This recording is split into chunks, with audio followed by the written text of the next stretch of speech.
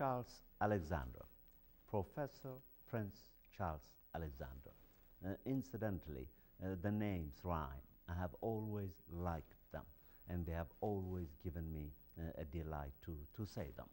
So it's with great pleasure that I bring Prince Charles Alexander, Professor of Music at Berklee College of Music, one of the leading, if not the leading college for the study of contemporary music. If I were to begin introducing him in terms of the concreteness of his accolades, his fame, his achievements, it would literally take me about 20 minutes or so to do so.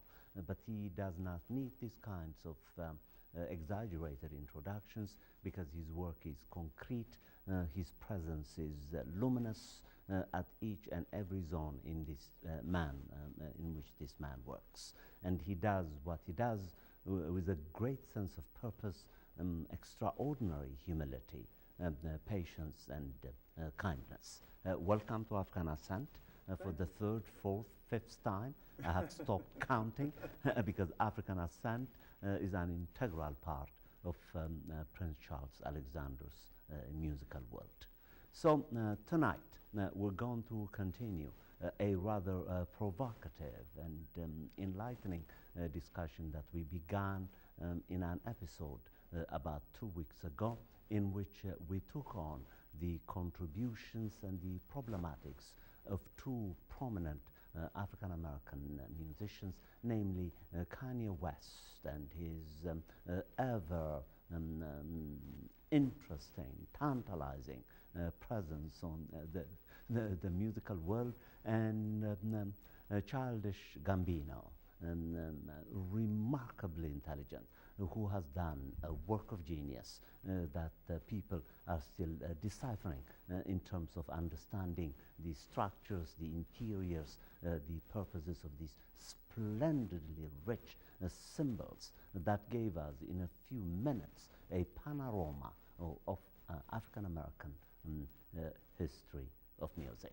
So tonight we have decided to extend this interest, this passion that I have developed for music, because I happen to be quite lucky to teach at Berklee College of Music in my 12th year, I think, during which time I met Prince, who is now not just the pillar of AfricanAscent, but my dear friend, my dear brother, from whom I learn, and who has done things for me that I'm not privy to speak about on television. So this episode is very personal, and we're going to focus on revisiting what people have been saying for years about this great genre on which he's working, on the behalf of which, in fact, he's developing a program at Berklee College of Music, namely hip-hop. We're going to look at this particular musical genre historically. The hip-hop of the 70s is different from the hip-hop of the 80s, the 90s, and of course our own time. And I can't think of engaging a historian of music and an engineer, a man who works from the inside of all that which is musically produced other than Prince, to engage him on hip-hop. For the second time, welcome to AfricanAscent, and educate us, give us a crash course, as they say, on the history of hip-hop. Let's begin with the history, and then we'll periodize people's reaction to this genre. Thank you, Dr. Quiroz, for bringing me in again. Hip-hop is given credit for having been birthed in the Bronx in 1973 by a young man named DJ Kool Herc. He lived in the Sedgwick housing projects in the Bronx, and he's known for taking two turntables and a mixer and taking the small breakbeat section of a record and playing that breakbeat section and then moving the fader to the other version, so literally there's two records, and he'll play a 4-bar phrase, then he'll move over, play that other 4-bar phrase, rewind this one while this one's playing, then once that one finishes, he'll play this one, rewind that one, and go back and forth, and extend the composition. he would have an MC revving a crowd up at the rec center to get them really hyped and into dancing. That MC's job would eventually extend and become known as rapping. So you went from a simple, hey everybody, come on, put your hands up, put your hands up. And eventually it was like, you know, we would extend it and create, it's related to lots of things that have happened in African culture, but the griots would talk about our history, and this ability to talk to audiences would extend through the come on, put your hands up, to eventually a hip hop, the hip hop, you don't stop rocking to the bang bang boogie, up jump the boogie to the rhythm of the boogie beat. Now what you hear is not a test, I'm rapping to the beat, and me, the groove, and my friends are gonna try to move your feet. So this type of simple rhyme scheme started to develop from 1973 up to 1979. I remember in 1979, I went to New York and I went to a club and I saw a DJ playing records, and you gotta realize that in 1979, a record sounded like a certain kind of a way. A DJ would get their hands on it and then extend the small portion that was like boom, doom, ta, da, boom, ka-doom, ta, da, boom, boom, in the middle of the record. And this would go around and around and around. So if you were the original writer of the composition, you'd go to the club and you would hear your record, your 3-minute record, spinning around for 6 minutes. Like, well, where did this version come from? And literally it was the DJs that were extending that section. I see. In 1979, I went to the club and I saw this happening. I really didn't think much of it. I thought, well, they're playing the records at a party. They play records at a party in Boston too. That's right. People are dancing to it. They dance to the records in Boston too. I didn't feel like I had witnessed anything new or unique, because I didn't notice the inside technology of what was going on, how hip hop was using a new tool, an old tool to us, the turntable, but using it in a different way and creating a musical paradigm that had not existed previously, which was this concept of being able to extend a record. And that was really a unique idea and a unique concept that was birthed in hip hop. Calling it music is difficult for music schools because it's not rooted in the A, B, C, D, do, re, mi, fa, sol, la, ti, do concept. It's rooted in taking things beyond their musicality and looking at what can we do in the 21st century, because literally our technological age begins kind of at the end of the 20th century. What can we do with our 21st century technology to take existing concepts and turn them into something else? So people that criticize hip hop for taking someone else's record and extending it and making another version of it could also criticize photography. Photography is literally taking a snapshot of you. Now that I've taken a picture of you, do you own it? You spent all your life designing the tie to wear, the shirt to wear, the clothes to wear, the look. You've fashioned a look for yourself. I take a picture of it, now it's in my library. You own it now. I own it. I can do whatever I want to do with it. Exactly. In many ways, hip hop looks at its ability to create in this similar fashion. Our copyright laws in America specifically date back to 1976. They've not been updated since 1976. Our technology started to take leaps forward around 1980. So from 1973, hip hop begins with turntables. That's really the first technology of hip hop. There was a woman that had a successful record in 1969 called Pillow Talk. Her name was Sylvia Robinson. She also went to New York and checked out this hip hop scene and figured that there might be a way to help kids to be able to extend that conversation around the world instead of it just being stuck in a rec center. But the problem was, copyright law says that you can't take one person's record and make another record from it. There's a problem with that. So her solution was to get a live band and have that live band replay a record. What was in the original record? What was in the original record. Now, in 1979, there was a very successful record called Good Times. It was put out in August, and it was doing so well. It was like kind of like Happy, how successful Happy was for Pharrell a couple of years ago. This record, Good Times, if you went to the rec center or to the club, literally the rappers that had developed from being MCs would have been rapping on top of Good Times because it was the most successful record, and it would have been taking the breakbeat section in the middle and rapping on it. Sylvia Robinson, her husband and her son got a band together and they replayed Good Times. They found 3 rappers to rap on top of that record, and that record became Rapper's Delight, which is the one that I just quoted to you about hip hop, the hibbity, Yes. hibbity hop.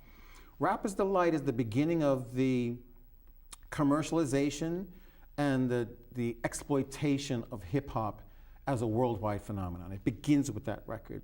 Because prior to that, there was no way to get hip hop around the world. You can't do one rec center at a time. So making a recorded product now helps hip hop to extend itself to other neighborhoods and literally eventually around the world. So the beginning of hip hop's recorded journey starts around 1979. Something really interesting happened in 1980. The first programmable drum machines come along.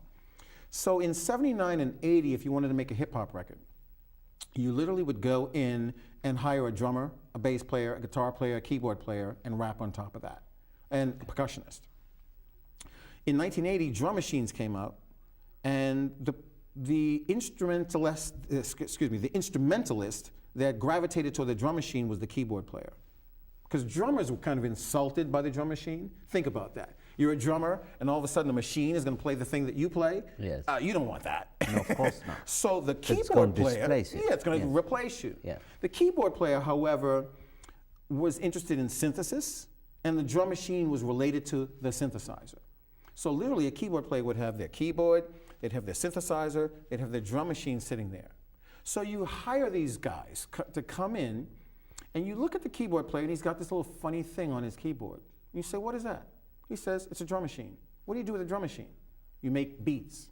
Wow. Overnight, almost overnight, the drummer, the bass player, the guitar player were displaced in the recording scenario, and now you've got the keyboard player playing interesting parts on top of a programmed drum groove. The sound of hip hop, which had started with turntables, moved to a live band scenario, flipped over by 1982, and started to sound like all drum machines with some synthesizers on top and rap on top of that. Unbelievable. Really almost overnight. In 1983, something called MIDI enabled the drum machine and synthesizers to actually talk to each other even better. Prior to that, you would print the drum machine on tape, then you'd play your synthesizers on top of the beat. When MIDI comes along in 1983, it allows the drum machine and the synthesizer to marry themselves into a music sequencer. The person creating the beat no longer has to go into an expensive studio to make the beat, they can make the beat at home. This is called the home studio revolution, and it begins around 1983. This changes the dynamic of music in America forever. We're still dealing with this idea of one person making a composition, which is radically different from the 1940s where you needed a 20-piece big band. Precisely. So here we are with the one-person composition in 1983, using MIDI, using drum machines, using sequencers. And if you think about a song like It's Like That by Run DMC, and really listen to that song for any of the people that are listening in the viewing audience, that song just has a beat, one synthesizer like a bass, Yes. and rap. Chords are gone. Wow. Guitar playing is It's gone. It's literally eliminated because at its simplest, hip hop was really about rhythm and really about just finding the groove so that you could dance and do your interesting rhymes on top of a groove. And when you get chords and melody and horns, that's kind of like extra special sauce. That's actually gravy. In 1987, that gravy accelerated because a new device came along. And if you look at this thing that I'm doing, there's a trajectory of how hip hop adopts technology as the technology unfolds almost in real time. In 1987, a device called the sampler starts to become much more affordable. There were sampling devices previous to 1987 called the Synclavier, the Fairlight. These things were like $25,000, $30,000. The average producer couldn't afford that thing. In 1987, the S900 sampling device came on the scene. It was about $2,000. Wow. All hip hop producers ran to this thing because the idea that you could take a record and extend it was very similar to sampling the record into a sampler and now pushing a button and playing that same sample. I push the button, I play the record. I no longer had to have a turntable and play the record. I could just push a button on the sampler, push a button on the sampler, push a button on the sampler, and make a new record. The sampler changed things radically, and a record that you can listen to give you an idea of what that sounds like is Fight the Power by Public Enemy. Yes. Or Bring the Noise by Public Enemy. Those two records will show you what sampling other records can sound like when you create like in a collage fashion. Now this concept was criticized by people that were into copyright and protecting their intellectual property. I created a piece of music and I struggled for 25 years to learn how to play my instrument and you're just going to sample it and make another piece of music. It's a clash and a crash. Understandable. And it's understandable.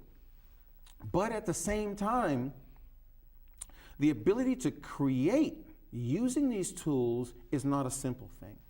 And it is something that demands a skill set. It's not just, oh, I take somebody else's music and I make another piece of music. It's much more complicated than that. How to put these disparate elements together, a record from Parliament Funkadelic, a record from James Brown, a record from Marvin Whitney, and put them together and make this interesting collage. That is a skill set that was kind of looked down upon by lawyers, by music academicians, by just about everybody except the audience that was appreciating Public Enemy and NWA and all the other artists that sampled. Eventually there was a case against Biz Markie called Grand Upright versus Warner Brother Music.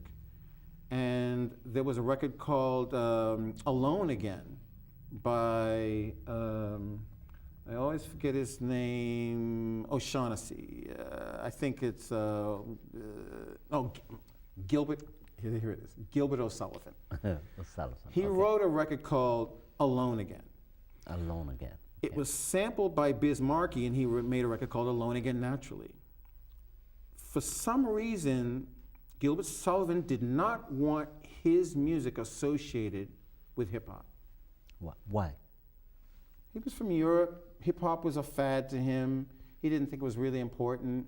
He thought that Biz Markie was making fun of his music, and he really, really was against it. So he was the one that came up with this case, and they sued Warner Brothers.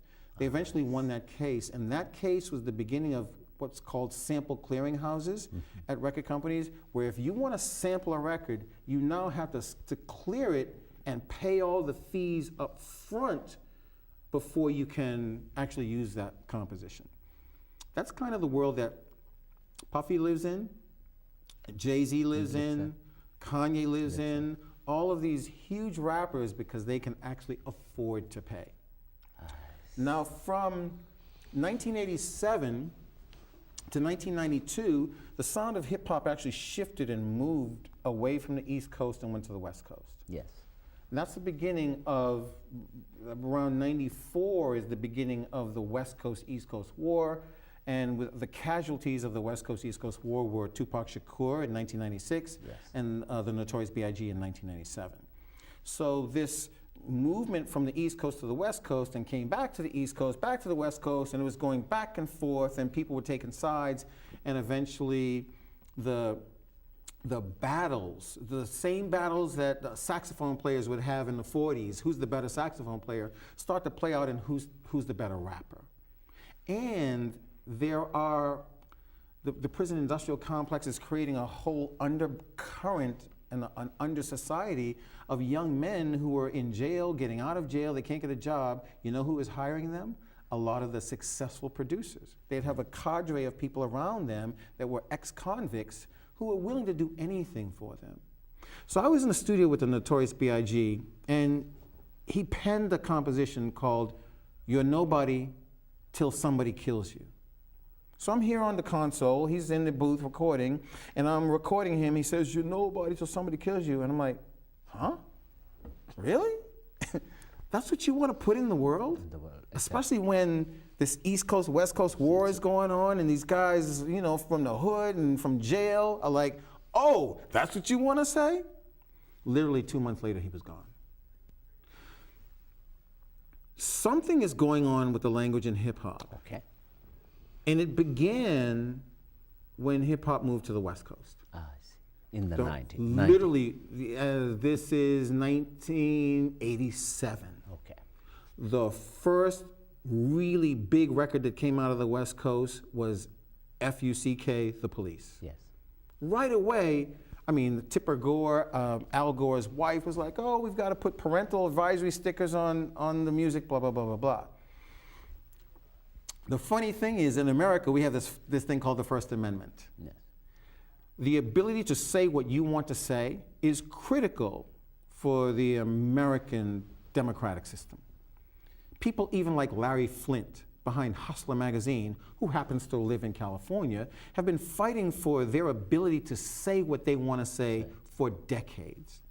Larry Flint eventually won a case. That case actually gave even more impetus to the profanity in hip hop. Now, I'm not for or against it. I'm just telling you Of course. Yeah, what you're happened. This is literally You're what happened. documenting the Exactly. history. Yes. So from 87 to 92, the East Coast and West Coast are going backwards and back and forth. From 92 to about 97, it starts to really accelerate, and the language is getting provocative. One artist is talking about, I did this to your wife, and another artist is saying, you know, I'm gonna come and we're gonna take you out and we're gonna murder you, and it just gets really, really crazy. We lost two very important people after that, and I think, and this is my own projection, I think that there was a weariness with this battle. And there was another sound of hip hop that was trying to break through for many, many years, and that was Southern hip hop. Southern hip hop took one of the early drum machines, the TR-808 drum machine, and created a sound called Miami bass. Eventually, in Houston, chopped and screwed. In New Orleans, bounce music.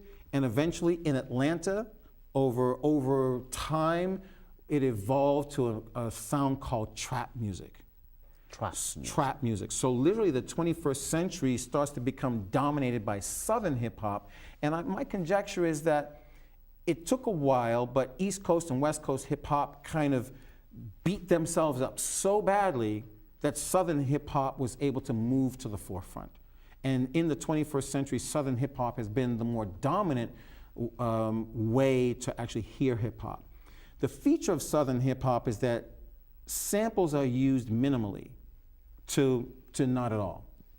Most of the compositions in Southern hip hop are done with the music sequencer alone, using tools from the drum machine like the kick drum, boo, boo, boo, the snare, the clap, you know, and just snares, claps, kick drums, some really low frequency bass information. So it's not even like with the regular string bass. Yes. These frequencies are lower than a bass. So literally when you hear it in the club, it makes your stomach rumble. And this sound is really unique to trap, and it's something that, as funny as it sounds, is now being borrowed by pop music and country western music. I see. The whole planet has been looking at hip hop probably since around 97. Yes. As I've traveled around the globe, in France, in South America, Germany had a scene in the 80s, but most of the other scenes all around the globe in Africa really start to move forward around 97. And what they did was they looked at this as an American music. I see. The people that don't appreciate hip hop are Americans.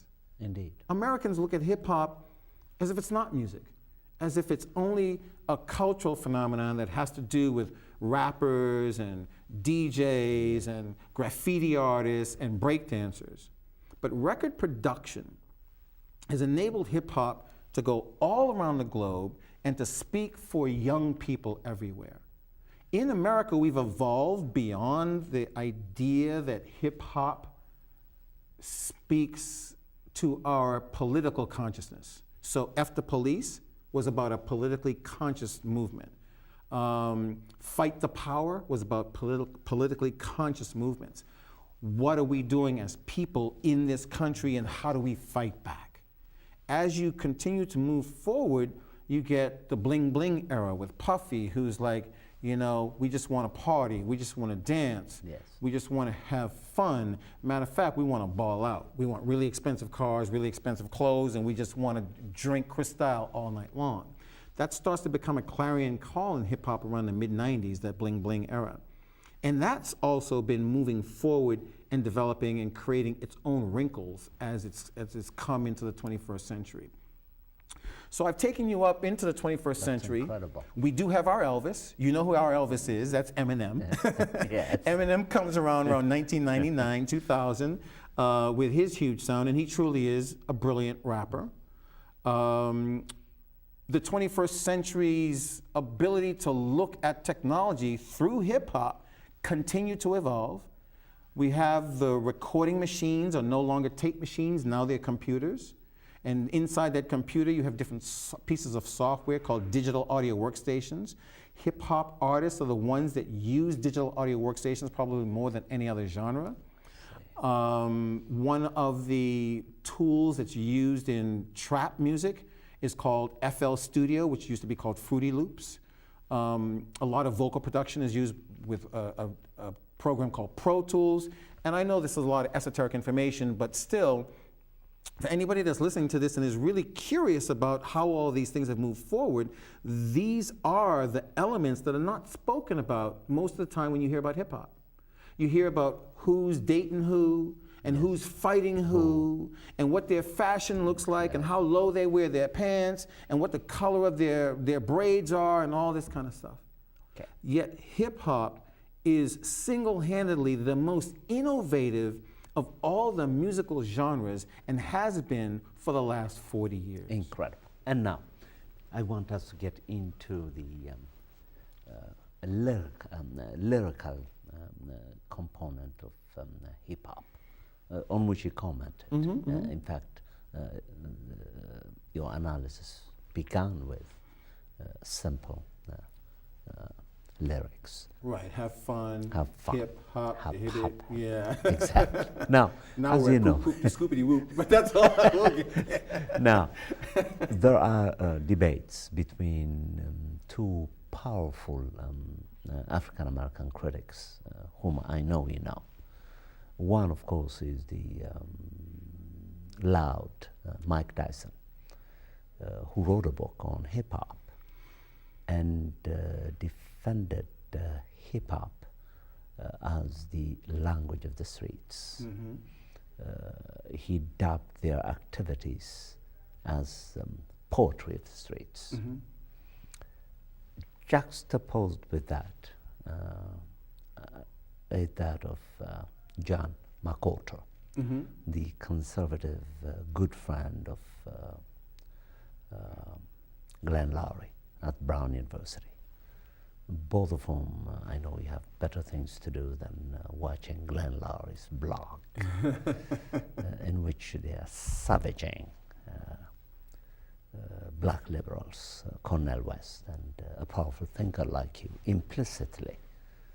And they're hipping the blame, although they don't say this explicitly, except that McWhorter did, because he wrote a piece on hip-hop in 2003, I think, in which he reduces the contributions of hip-hop to nothing less than the retarder of black success, that ghettoizing blacks, making them look at themselves as victims, equipping them unapologetically with a very destructive language, disrespectful of black women and women in general, disrespectful of culture, of history, what you were calling fun, party, style, fashion, so forth and so on. So you have these two assessments of hip-hop.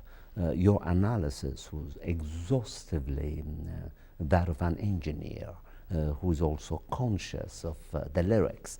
I think these two critics know nothing about the No, they don't know how to make a hip hop record. Precisely.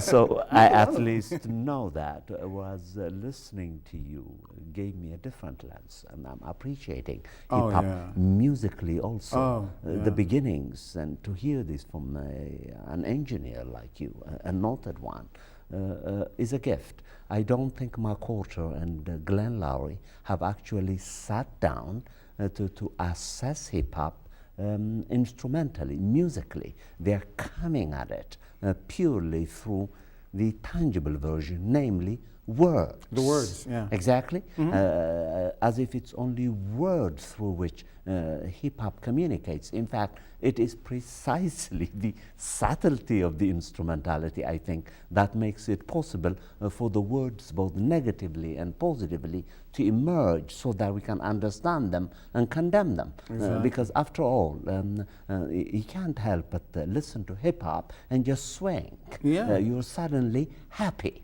You could take the words off of a hip hop record. Precisely. It's still a hip hop record. It's a hip hop. This I learned from Yeah. you. So I just want you to take this to critics on. So, Retarding black life is quite a condemnation on the contributions of young people who are producing a form. They are not thinking in terms of retarding anything. truly, because in the 21st century, our ability to speak our voice has opened up. When I was a kid, we had Red Fox. He was a comedian.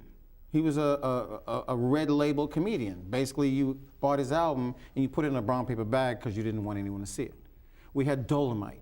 We even had Richard Pryor. My mother was angry at me because I had a Richard Pryor album on my turntable and I was 15 years old. She was like, "What are you doing? Not in my house." And we've gotten further and further down the rabbit hole of using profanity as a means to communicate. One of the most flexible words in the English language is F-U-C-K. It's a noun, it's a verb, it's an adjective, it's an everything. adverb, it's demonstrative, it's inquiring. It can do so much. It's So such a much. flexible word. Exactly. So what does it actually mean? There's also misogyny in the lyrics that we hear. Of course. There is a pathos in how the language is used. And in America, we have the concept of free speech. This idea that I should be able to say what I want to say in this medium.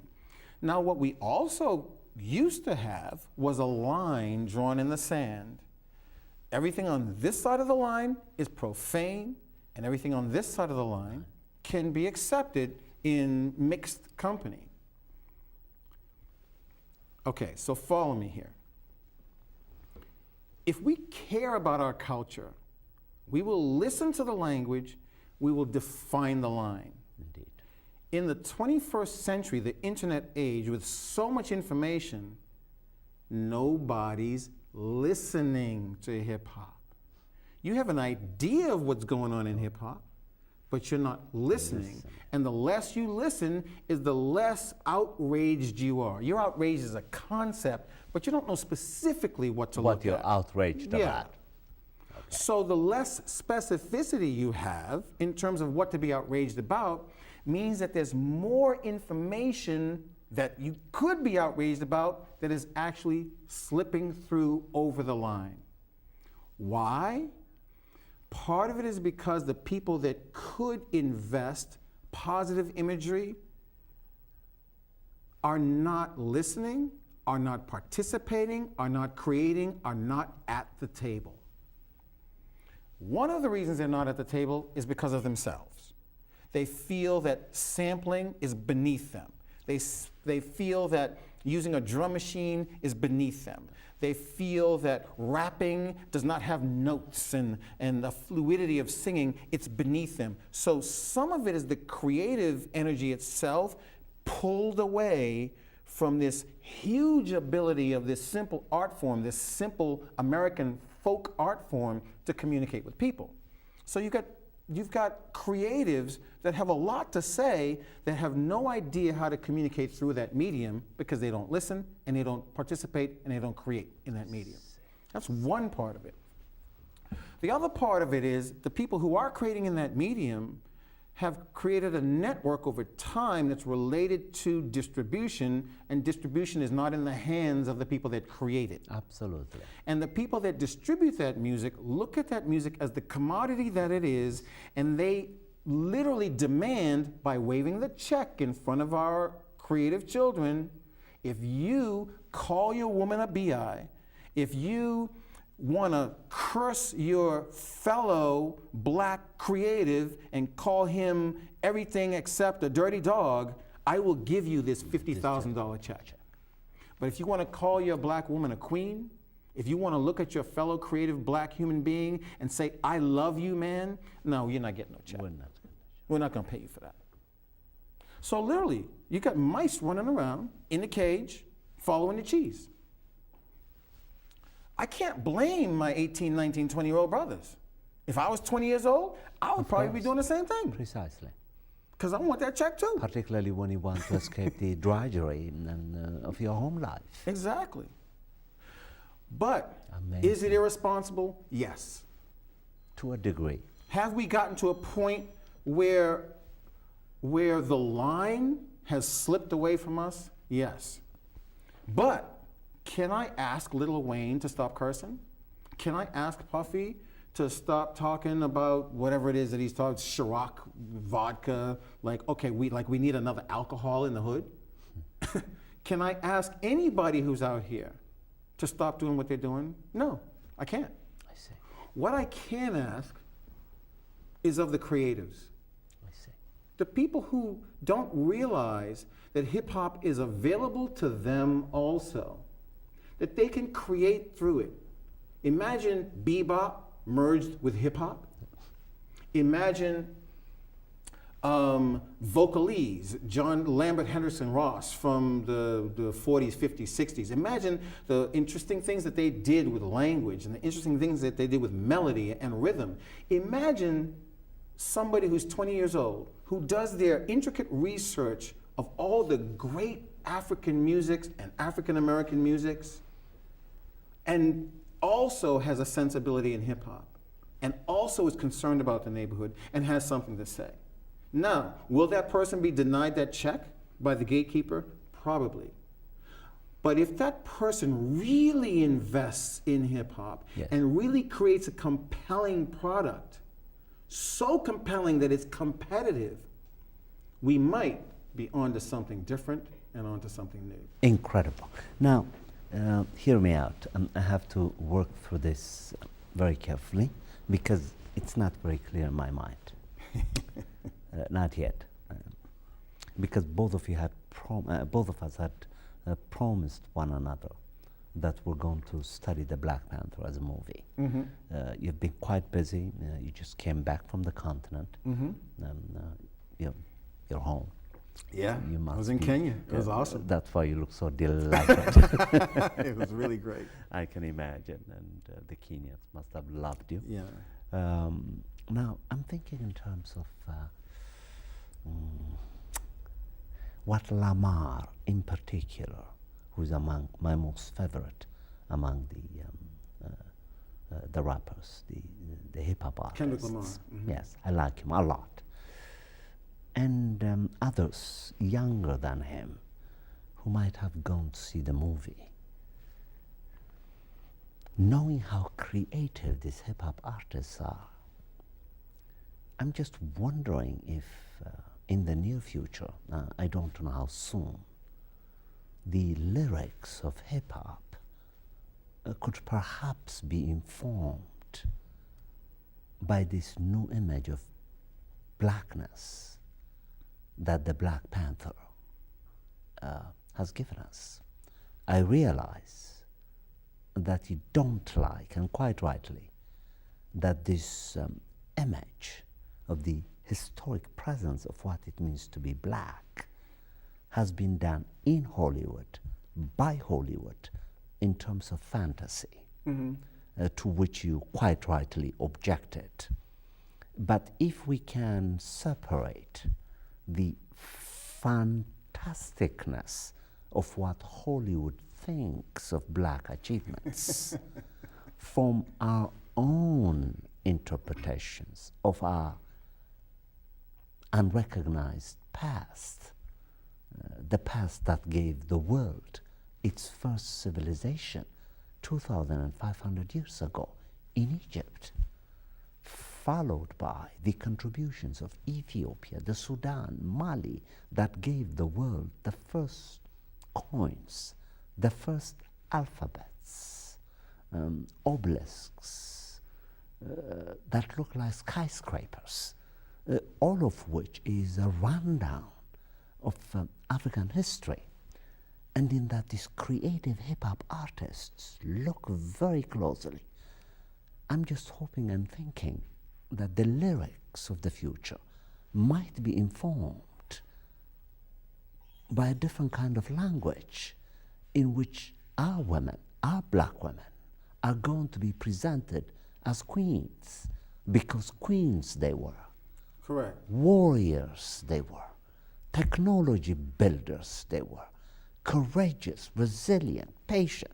Now, I'm separating the fantastical nature of Black Panther by Hollywood from how I and you, as two informed, reasonably intelligent blacks, would do with these images that Hollywood is giving us as fantasy. Because for us, it's not fantasy, it is history. It's a documentation of what we have already done. Right. Nothing is new. What is new is that Hollywood discovers it as fantastical. Yeah. For us, it is that which made us what we are.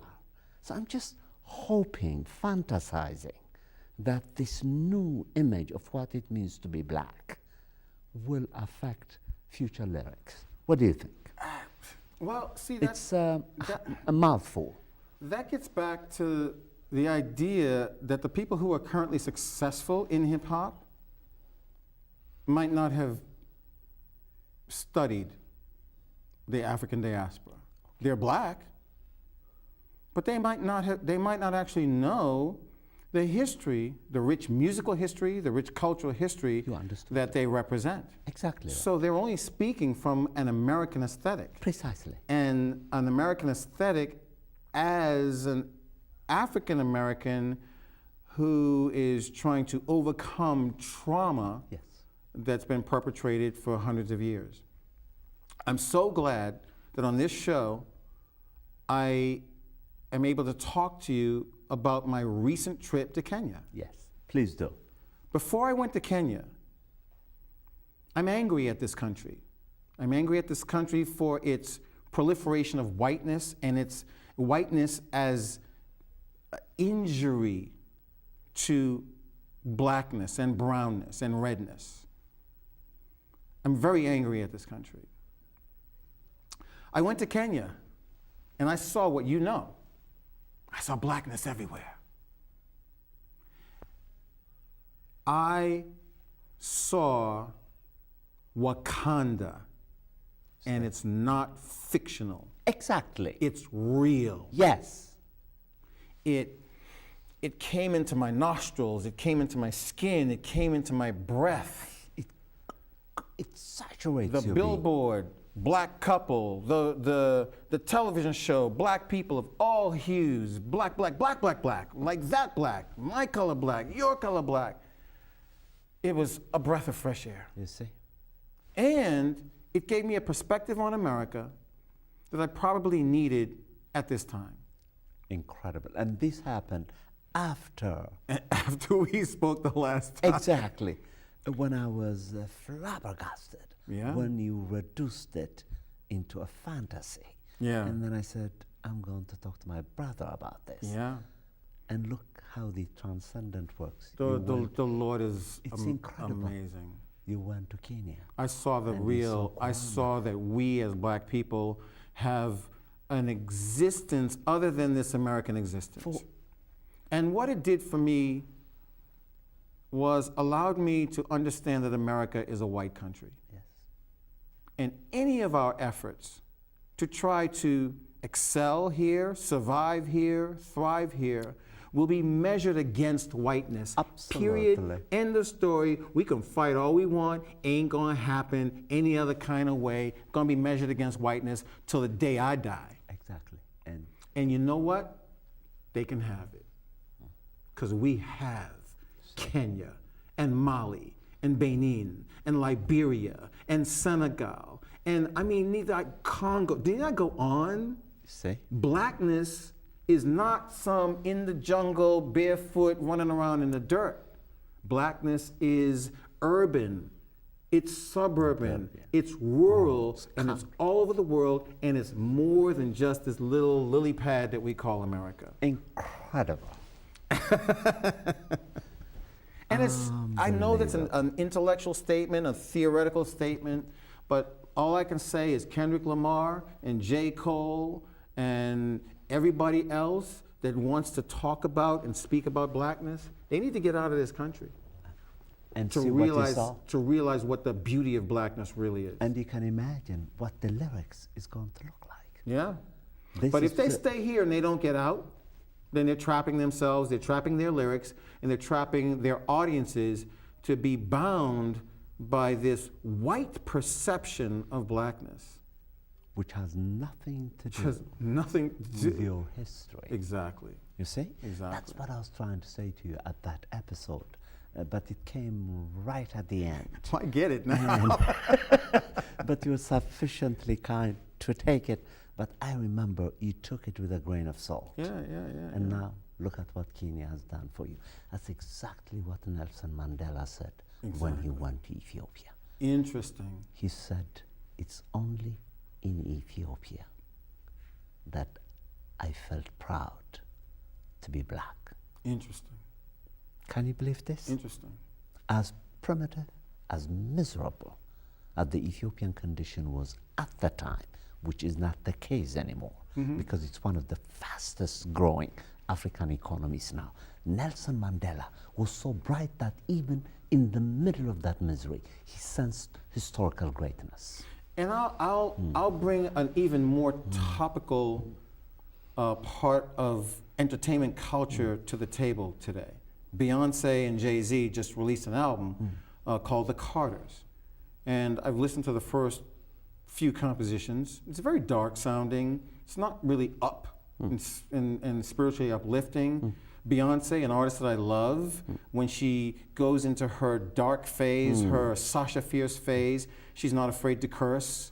So she's saying things that I don't usually associate with my memory of Beyonce, because I've worked with her when she was 15 years old. Incredible. She's a grown woman now, so she can, like I said, she can say whatever she wants. But what I hear them talking about is how fancy their cars are, how much money they have, and what they have that you don't have. It's a little bit profane, and I love Beyonce. Jay-Z, but I love Beyonce. So what I'm saying is that we're looking at the top of our industry, the top of our black entertainment industry, and it's still struggling to come to terms with how to define itself as blackness. Now, Lemonade was a good album, and Lemonade tried to define black femininity. So it's not that any particular entertainment product is the be-all and end-all of an entertainer. When you look at an entertainer, you have to look at the body of work over a long period of time. So this album is just a body of work. It's probably not going to be my favorite body of work. And maybe it will be eclipsed by another body of work that will be more conscious. Because both of them have been doing things that kind of go in and then they go out and get real hood and ghetto. And then they snap back into consciousness. And really, life is a 360-degree experience. We're not always immersed in sincerity. We're not always immersed in frivolity. We are total human beings. And if you're a total artist, you should have the right to be able to express yourself as darkly as you want to and as brightly as you want to. Incredible. And now, let me share a dream of mine with you. I propose to you in this show, which we will discuss more formally in the future, for you to trust me sufficiently to consider teaching a course with you called the philosophy of lyrics, I and you. That And sounds then great. bring in hip-hop to the foil That as sounds part great. of this program that you're developing at Berkeley. Oh, that's What do needed. you think? No, that's That's needed. one of my dreams. That's powerful and that's needed. I think we should, and I Yeah. can't imagine doing this with any other one than you. I really so appreciate we that, will be Judge. working on this. Thank you very much. Okay. It needs to happen. Yes, I think so. The time has come, and this is going to be powerful. Yes. We're going to affect the music industry. Excuse me. It's possible. It can happen. It should happen. And sharing the powerful information from elders to young people Yes, needs to happen. I think so. We need to do more of this. And one more topical piece of information. This show airs, I think, a day or two after we lost a very talented young rapper named XXX Sure. 20 years old. And he's the latest casualty of the beefing mentality, the warring mentality that exists in current iterations of hip hop. It can change. It should change. It may change. That's wonderful. This has been your host, Theodoros Kiros, for African Ascent.